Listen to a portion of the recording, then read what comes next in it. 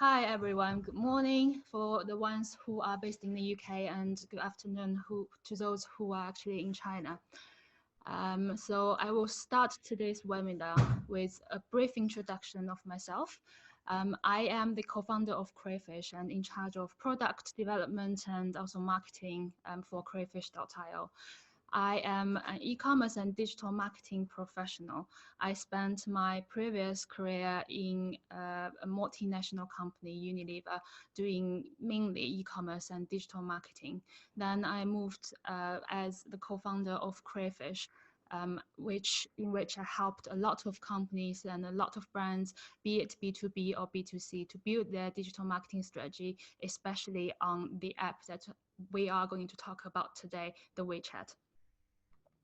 So to start with, before we dive into the details of WeChat, I would like everyone to sit back and have a look at China digital landscape altogether. As everyone knows that China has built the famous firewall. Because of the existence of the firewall, the internet world is different on the other side. For everything that we have here, so for example, for search, we have Google. For social network, we have Facebook. For video, we have YouTube, eBay, Amazon, Twitter. All this don't exist in China. In China, we have all the equivalence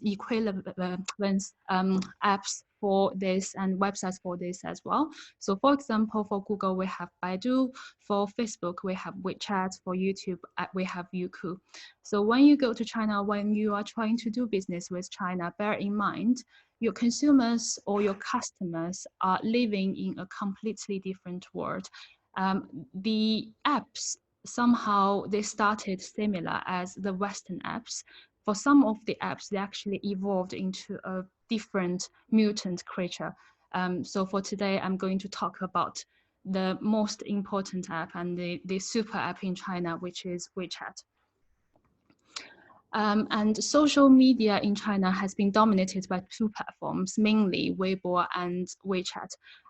In recent years, in the last 2 years, there are more social apps booming, mainly focusing on short video ones, including Kuaishou and Douyin. Douyin, which is called TikTok here, is also very popular and successful here in the West.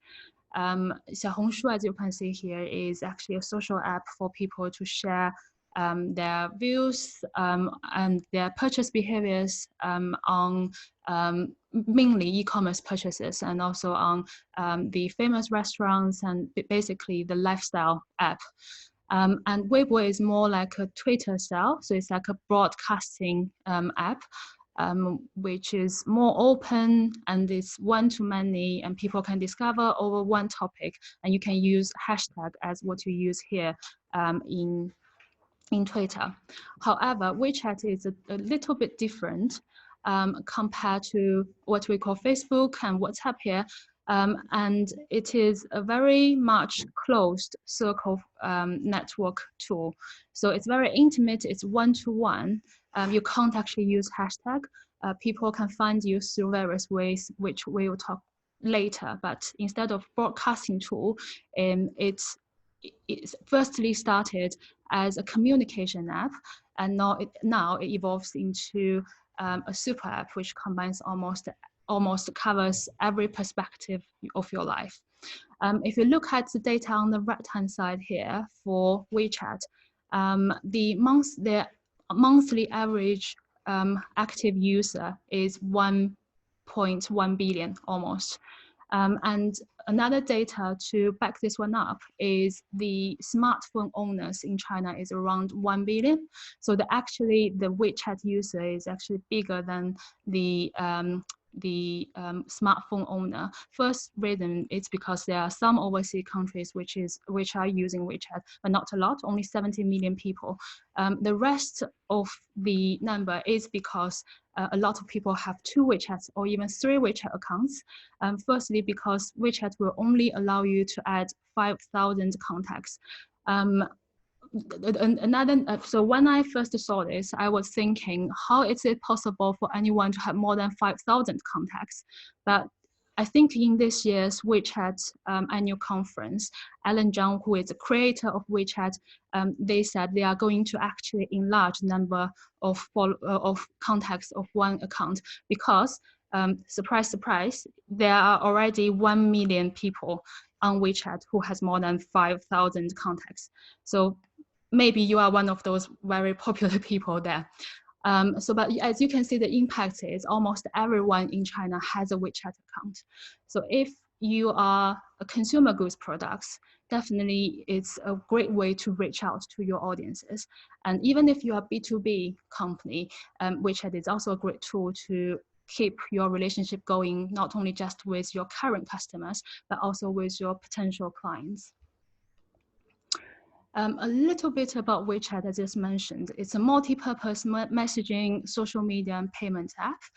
In Chinese, it's called Weixin. The literal meaning is macro message.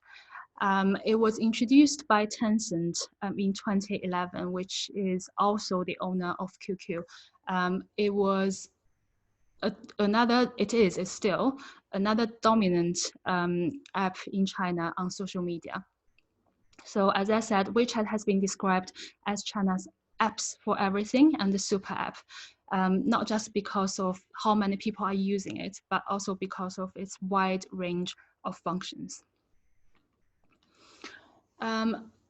Another reason that I would like to talk about WeChat today is how sticky this app is.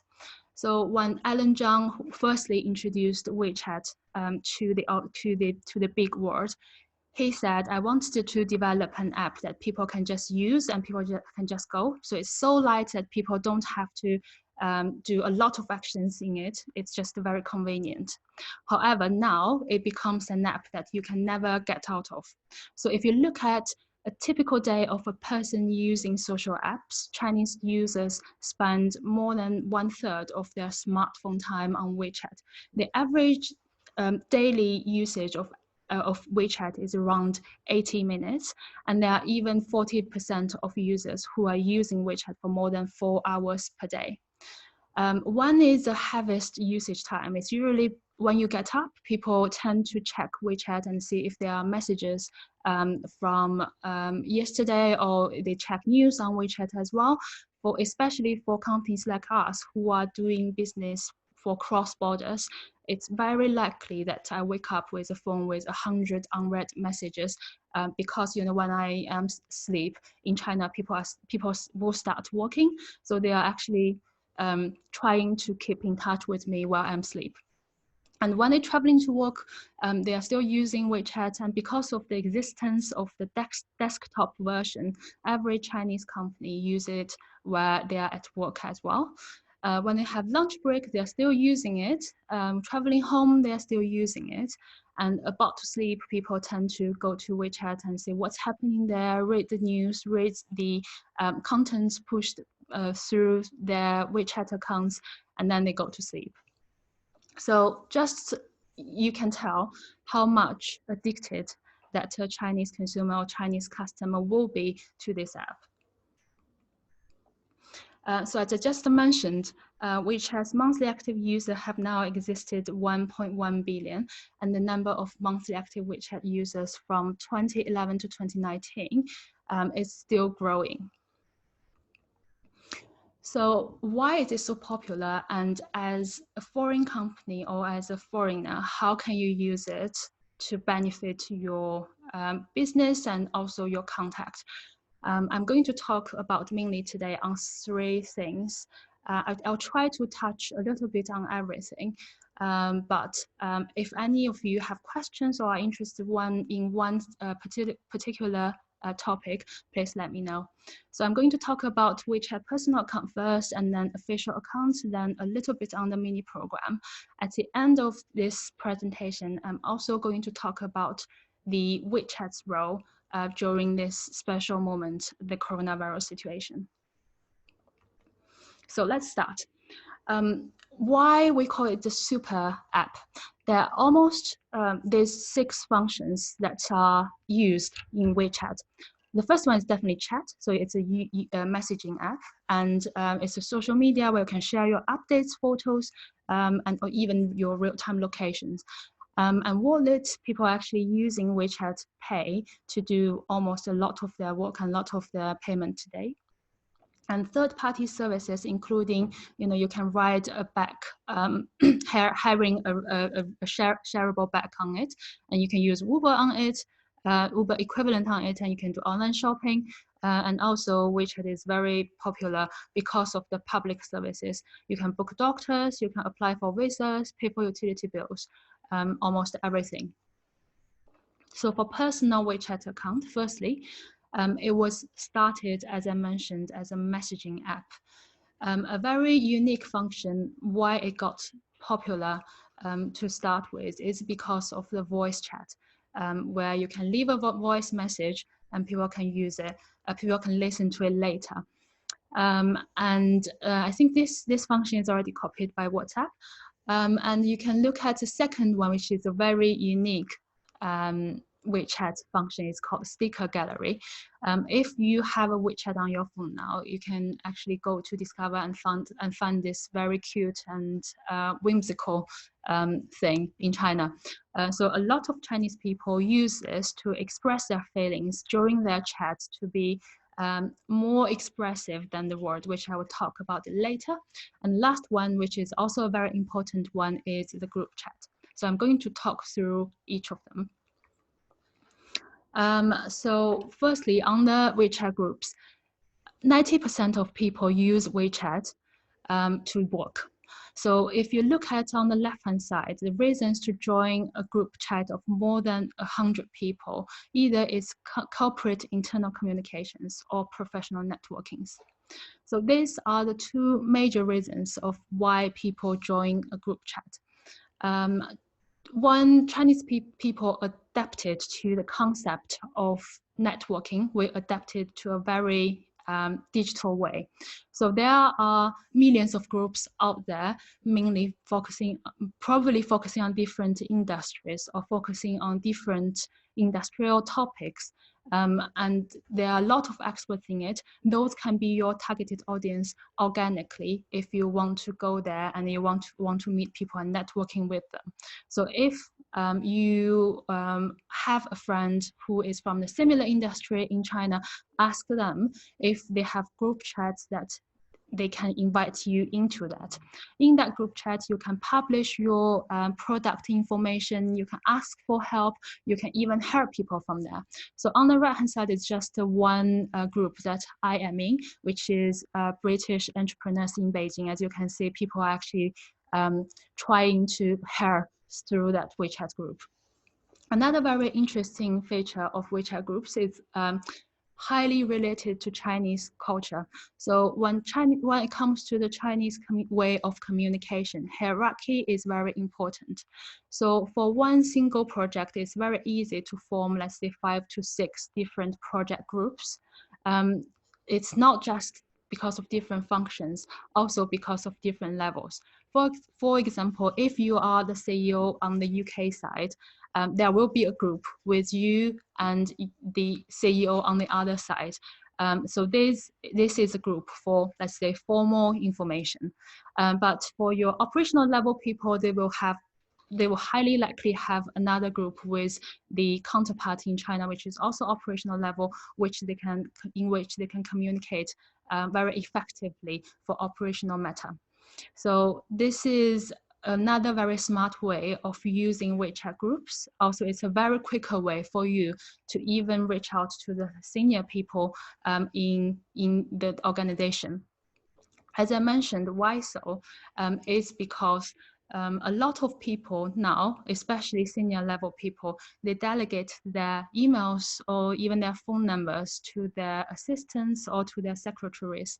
However, because WeChat is a combination of personal contacts and also work contacts, it will highly likely be controlled by the senior person itself.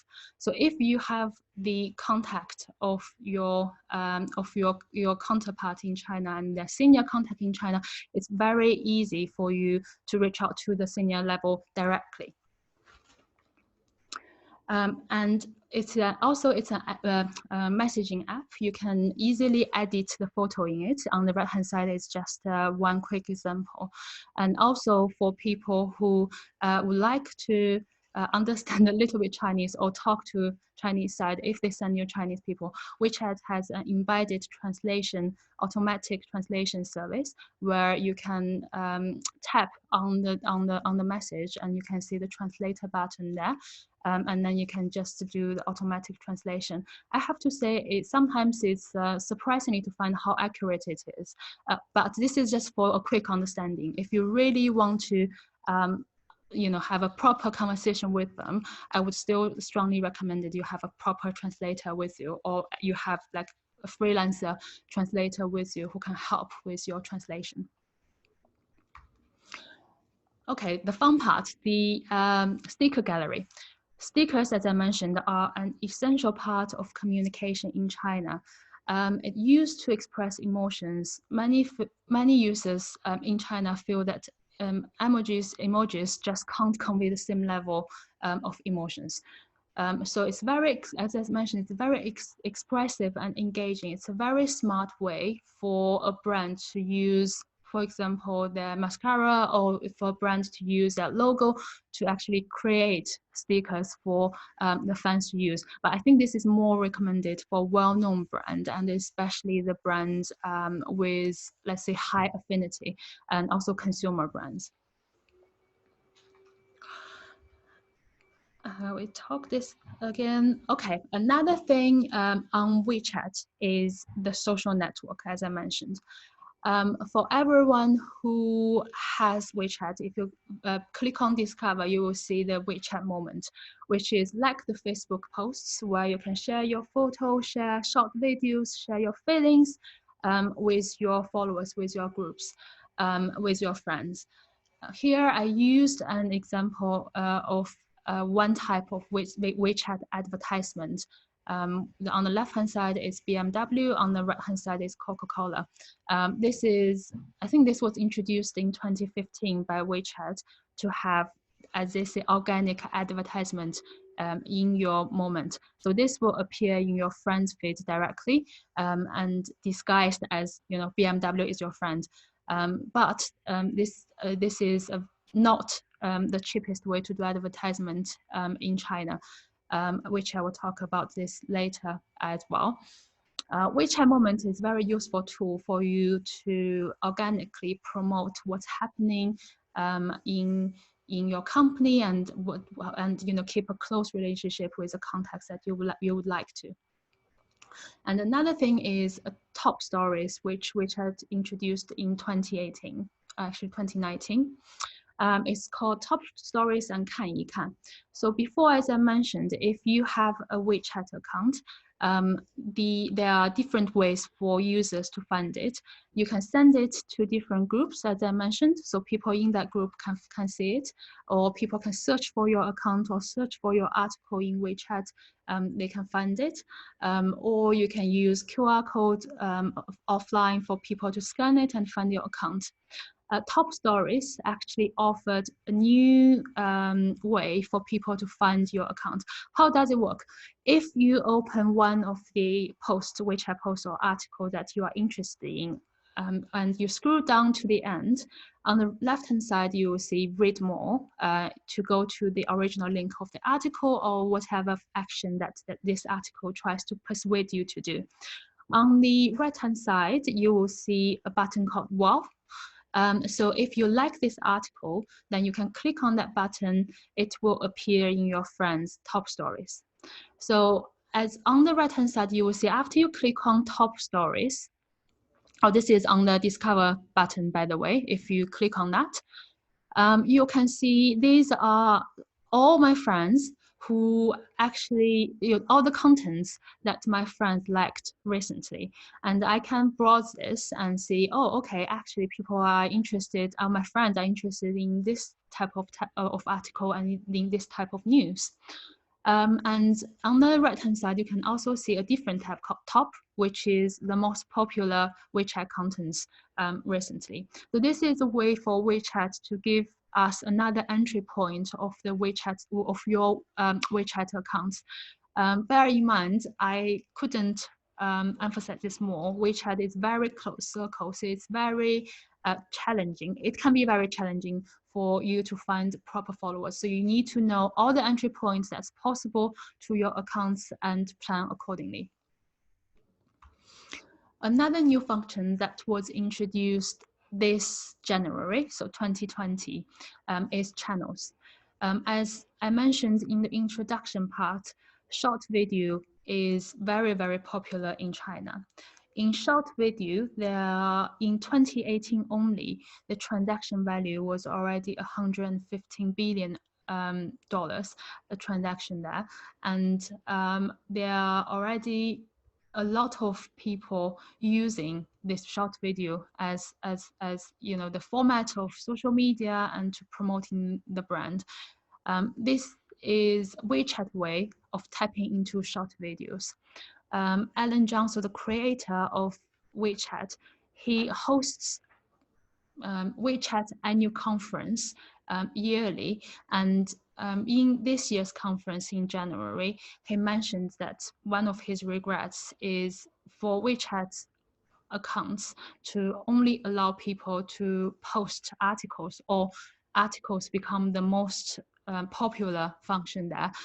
It actually limits the creation a possibility for all the users, because a lot of people don't like to write or don't have time to write such a long article.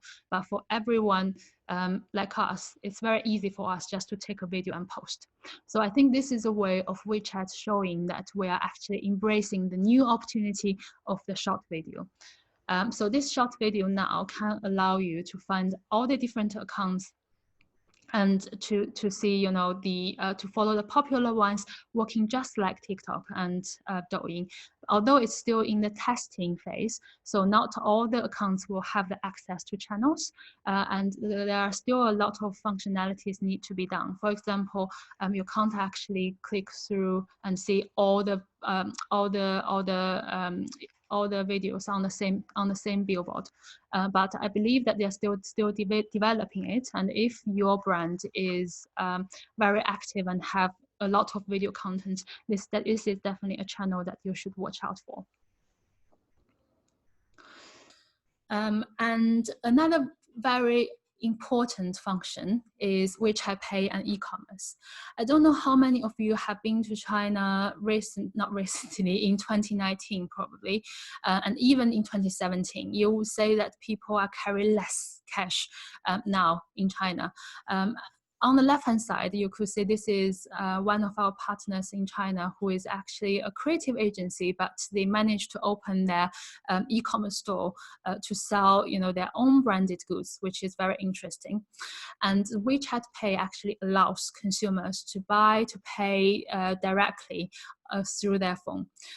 This becomes very popular as well because of the QR code enabled. The QR code function enabled by WeChat.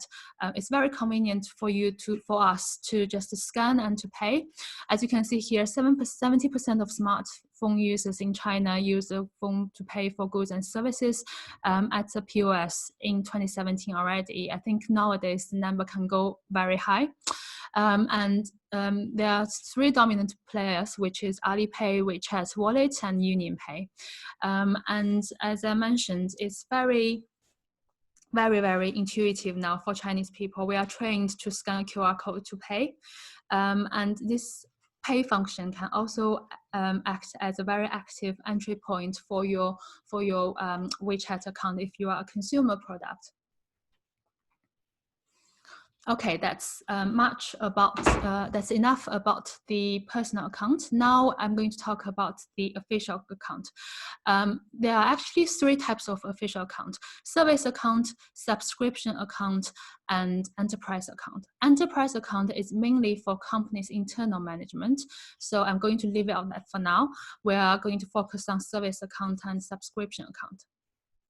The key differences between service account and subscription subscription accounts are. Subscription accounts are less visible and can send one message per day.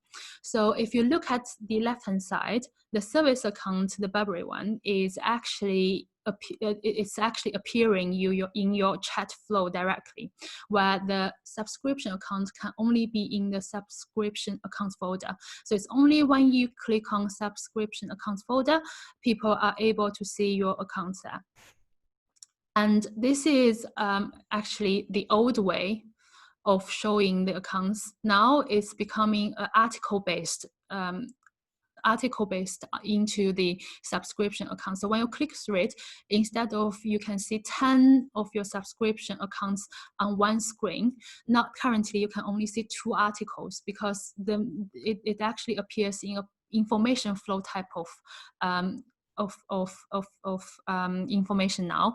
So that means your account, if you publish in the wrong time or not a very good timing, your content will be pushed really down, and consumers or your followers can only see the top accounts. However, service accounts are more visible because it appears in your chat flow directly, but it can only send 4 messages per month. Subscription accounts, therefore, is more for content-driven businesses. If you have enough to say, and if you have really attractive content, you can go for subscription accounts. Service accounts are more for companies aiming at providing a set of services, not just only publishing content. It gives you more functions, and it has better visibility. And in my opinion, 4 articles per day for a normal company account should be good enough. There are, of course, other differences. However, I wouldn't touch it today. If anyone is interested, please email us. Now, how to register an overseas account?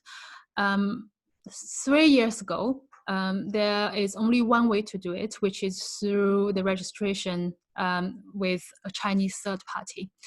How it works is you are actually borrowing the third-party license, which is registered in China. So you are actually using their company name. However, you can still have the account name. We wouldn't recommend it brands to do this because it's really high risk. There are 2 reasons why it's high risk. The first one is you can't control what's happening to that third-party account. Let's say if the company goes bankrupt, it's very difficult for you to get your account back. And also, one company can only have 2 accounts now, so it's very difficult for you to find a company who is willing to lend you their license without a fortune.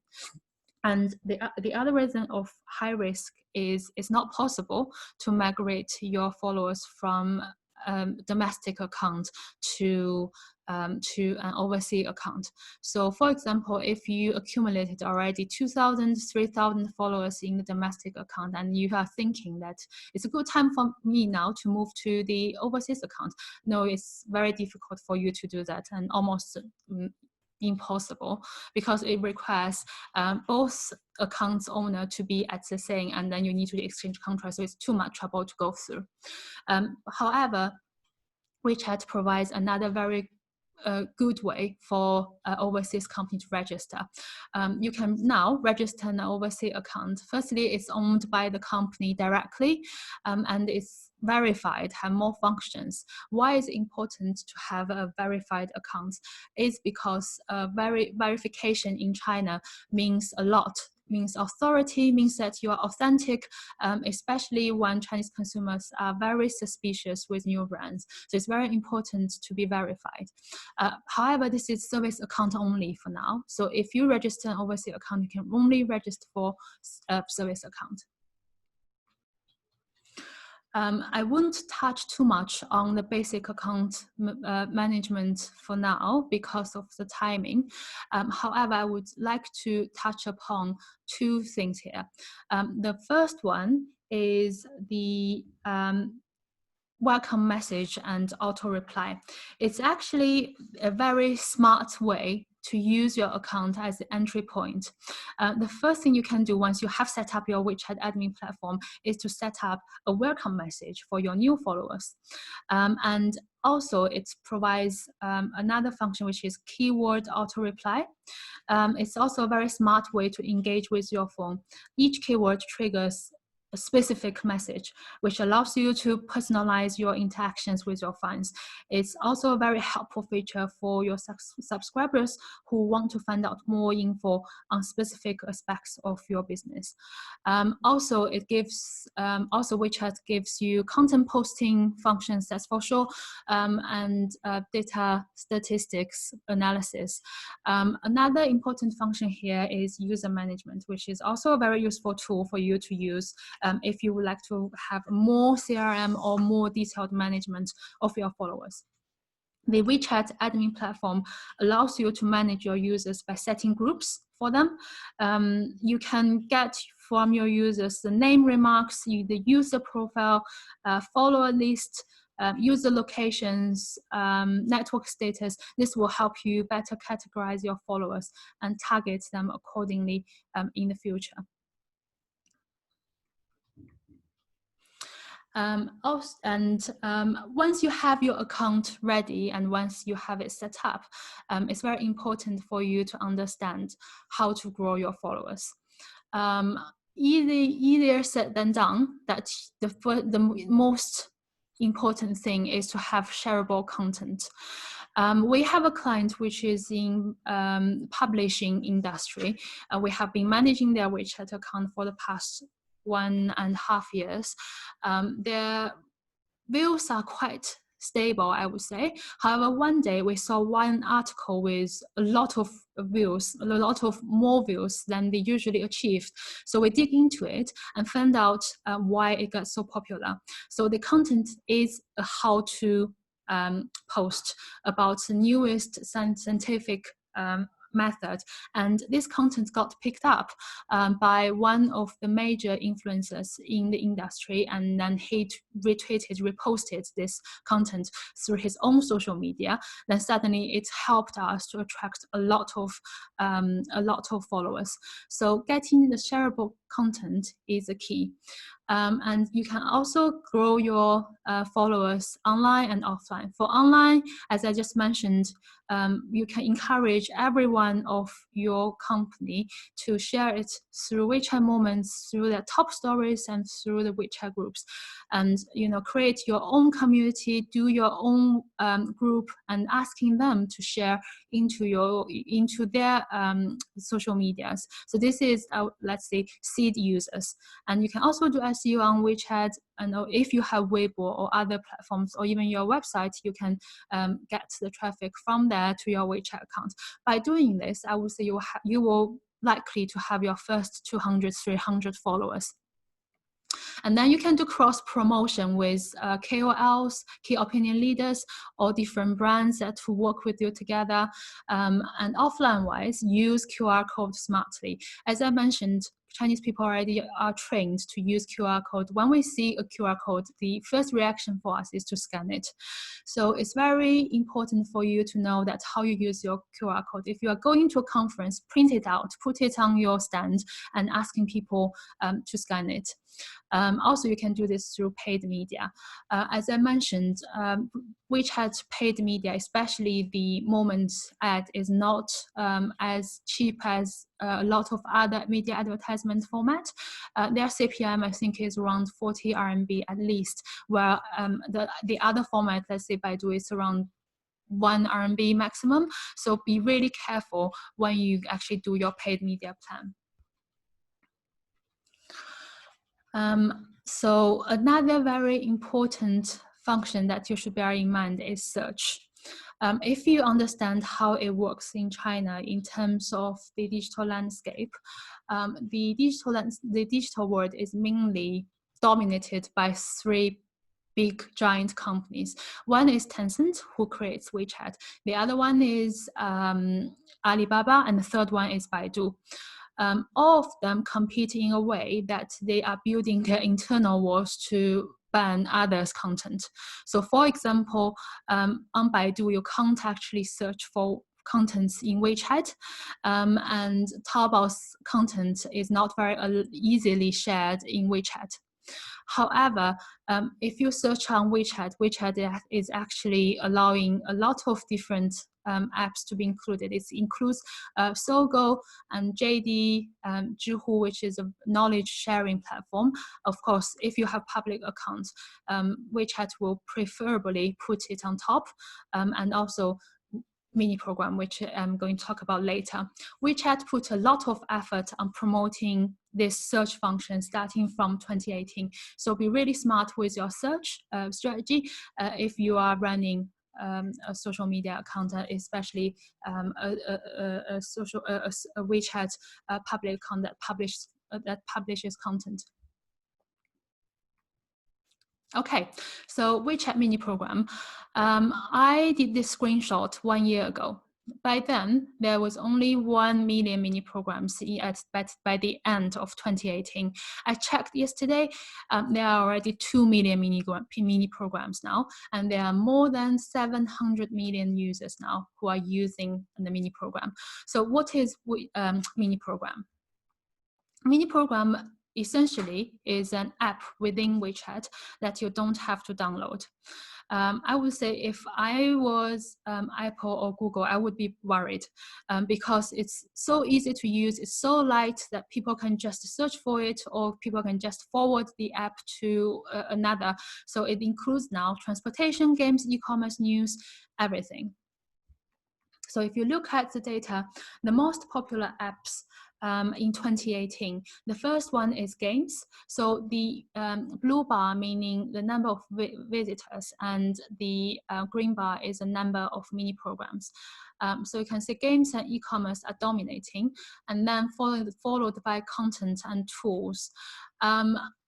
This is mainly consumer-facing WeChat mini programs. However, I have seen more and more B2B companies smartly using mini programs as a CRM tool or as a company broadcasting tool to attract more potential clients.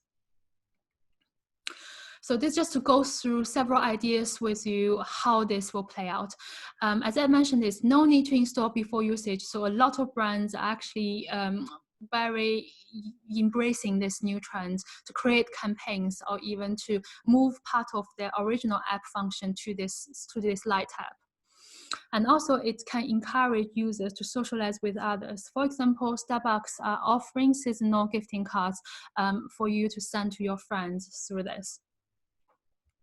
And also, if you have offline stores, it's a very useful tool for you to connect online to offline. And hopefully this is enough information for you to understand basically what WeChat is about. So here I'm going to talk about the WeChat during coronavirus outbreak. I have to say, I think WeChat acted as a very vital role on supporting the battle with the virus. Because of the existence of WeChat, the information is much more transparent, and it's much more easier for people to access to the useful information. And Tencent created mini program of updates. So if you click on WeChat Pay now, you will see a health button. If you click on it, you can get all the current situation update, and you can even visit book a doctor online to ask them check for you virtually if you are affected. And you can also do self-checking to see if any people around you or any regions around you are affected by this virus. Also because of the quarantine time that Chinese people had to spend more than 14 days within their home. Even now in China, I think, especially in Shanghai, 50% of the business are already back to normal. A lot of companies, a lot of employees are still working from home. So that means people are spending more time on WeChat, and they are doing much more activities on WeChat. Remember the enterprise account that I just mentioned? The enterprise account, which is a tool help you to manage internally. The enterprise activities have exploded. The download number has been amazing because of this. And brands are also using WeChat to keep connections with their consumers and their connections. You can see Starbucks actually posting a lot of posts to keep saying that we are going to be back. We welcome you back to the store once we're open, to keep them warm. And on the right-hand side, 2 images is one account, what they initiated to do in Shanghai in 8 different shopping malls. They actually put out a stand to encourage people to put free stuff on it, because what are these for? These free stuff are for delivery boys, as you can see from the right. They are the ones who actually kept the cities alive, and this is just a way to show our appreciation. And this campaign actually received millions of likes in China, and this is just how people are actually using WeChat as a tool to encourage people to contribute, and to, you know, what they can do is just to scan a QR code and they can just get a bag of free lunch, which is very, very, very good. So if you are already doing business with China, even within this special period of time, as you can see, China is still trying to keep up, not just through, you know, fighting with the virus directly, but all the brands, all the people there are trying to stay together, trying to connect with the world, and trying to keep the things going, especially the business side there, through the technology like WeChat. So I think that's all from me for today. Yeah, so now I already seen a lot of questions popping up, but if you still, we are still giving you 2 more minutes to ask more questions, where we can pick up some to answer later. So before we take the questions, I'm going to do a quick introduction of Crayfish. What we are a full service provider for better engagement with China, powered by technology. We offer 3 different sets of services. The first one is expertise. So basically everything that you can think of doing business with China, be it market insights, translation, or set up your WeChat account, we can help with that. And for connections, we do partner introduction, government relationship, and also we do training. So I am thinking to do, let's say, 2 hours virtual WeChat training, touching on more essential topics like how to write more shareable content, how to manage your WeChat account, how to keep up with the current situation. I was thinking of doing that. If you are interested, we are having a survey at the end. If you show interest in that, when I have that designed, I will keep you updated. Also, we have a Crayfish Accelerator program, which is more on capital side, which will help companies to get money from, to get investment from Chinese investors. And we deliver these services through 3 different ways. We have an online marketplace which you can register as a client and post your projects there. And we have more than 1,000 freelancers and providers who can come and help you directly. We also have fixed price packages. For example, you can directly buy the setup WeChat account there from the fixed cost service. And we also offer tailored service if you have bigger or more complex project. Now I'm going to hand over to Amy for a quick introduction of GMCC. Hi, Amy, are you there?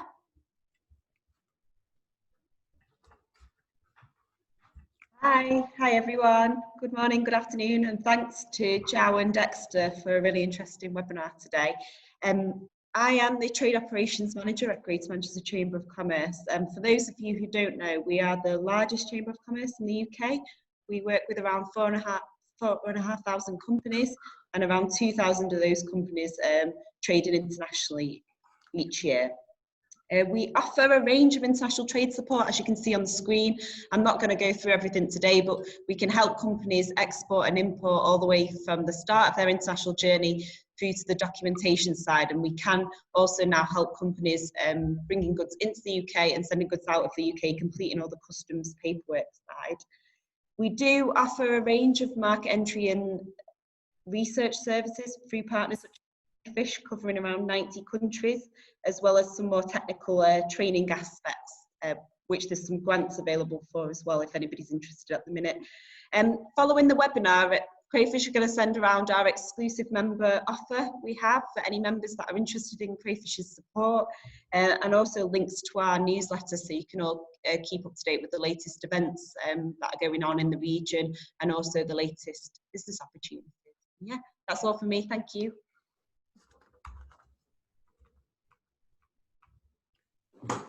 Thank you so much, Amy, for the introduction. So now it's time for the Q&A. If you'd like to ask the questions, please use the Q&A feature in the control panel on your screen now. And actually, I can see a lot of questions on the panel already. Now I'm scrolling down. I'm looking for the most interesting question. Okay, so Jiao, the first question is here. How often, this is about the WeChat, how often should I post and when should I post an article on WeChat? That's a really good question. How often should you post? I think this depends on, firstly, if you have good enough content to say. Don't say it if you don't have good enough content. I would always say to people who are trying to do WeChat properly, thinking that no one is going to read your article. So only say it when it's important, and if you are struggling to say if I'm going to post or not, I wouldn't say it's the right time for you to post. Really provide useful information. I would say if for a proper brand to consumers or brand to B2B brand, I would say at least 2 posts per month to keep it active. And in terms of when should you post, I have 2 different conflicting theories. The first one is you should post on when people are actually looking, which is, as I just mentioned, in the morning, during lunch, after work, and really in the midday and also in the midnight. However, though a lot of accounts are aware of the pattern, so that means you're actually competing with a lot of accounts. So currently I have seen a new trend of people actually trying to post when no one is posting. For example, we have tried to post on Sunday morning, and it actually proves to be it's working. So I wouldn't say there's a clear rule of when and how often should you post. You really should know your audience and your content well, so that you do different tests, and then you can maybe find a pattern that you should stick to. Thank you so much, Jiao. That's a brilliant answer. Okay, and the second, well, the last questions, because due to the time limit, we can only answer 2 questions on the spot, sorry. So the last question is, how can B2B companies do marketing through WeChat? Another very interesting question. I've actually got asked this question a lot by my B2B customers. So in their minds, WeChat account or WeChat marketing is more for consumers. However, I completely disagree. So if you think about your buyers, if you think your companies as your counterparts there, especially when you are doing BD and also marketing, more on BD side, all your counterparts in China are using WeChat. So you can think them as your consumer, even that you need to keep them warm. You need to give them your brand exposure. So it's even more so that a B2B company needs to use WeChat, because as a B2B company, you can't actually use a lot of the traditional media tools. Like you can't actually, as a small brand, you can't actually rent a bus and paint it all over your brand. So to build awareness, especially WeChat has, WeChat group with all the experts and WeChat search, which is also very useful. And also, as I mentioned, a lot of B2B companies start to use mini program to build their own content, to build their own apps. These are the exciting tools that you can leverage when you try to build your B2B brand, and also to keep in close touch with your clients. We will help different brands to build their own mini programs, B2B mini programs, which is proved to be very popular among their Chinese customers. Hope that answers a little. To be honest, that deserves another session. Yes, thank you so much, Jiao. That's really helpful. So thank you to everyone who joined us for today's webinar. I know there are still a lot of questions that are not answered yet, but be sure we'll get back to you as soon as possible. Just give us some time. Within these 2 days, we'll receive an email from me with Jiao's answer to your questions.